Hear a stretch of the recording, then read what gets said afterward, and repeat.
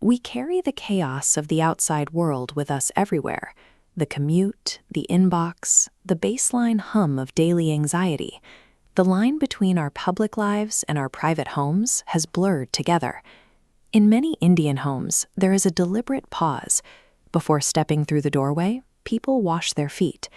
To an outsider, this looks like a quaint tradition, a spiritual ritual meant to ward off negative energy before entering a house. But when we look closer, negative energy appears to be an ancient description for something we can now measure in a lab. This ritual defines the threshold effect, a multi-layered method for creating a hard physical and psychological barrier between the heat of the day and the sanctuary of the home. Understanding the mechanics of this pause shows us exactly how to rebuild the boundaries we've lost in our modern lives. This habit was born in an environment of extreme density. Navigating a crowded marketplace or a dusty road meant constant exposure to heat and debris. Because people walked either barefoot or in open-toe sandals, there was no barrier between the body and the street. By the time you reached your front door, you were carrying the city's dirt and bacteria directly on your skin. Washing at the doorway served as the primary physical defense, preventing outside pathogens from entering the living space. Beyond hygiene, the ritual interacts with human biology. It targets the physical toll of a long day spent in a state of high activity. Applying cool water to the extremities directly stimulates the parasympathetic nervous system.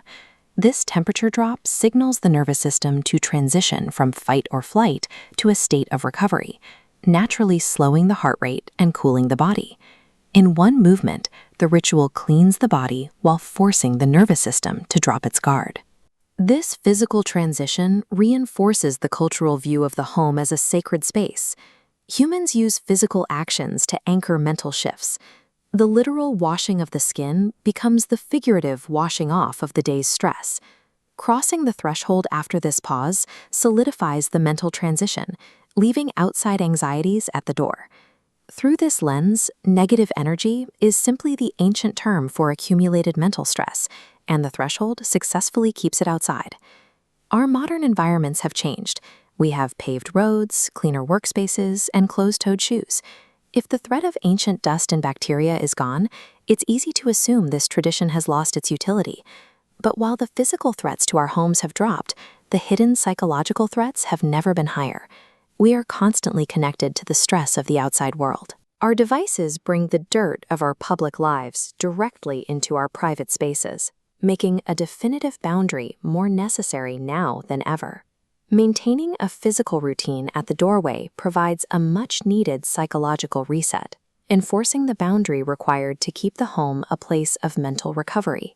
This tradition shows that the most effective way to clean a cluttered mind is through a simple, intentional action at the entrance.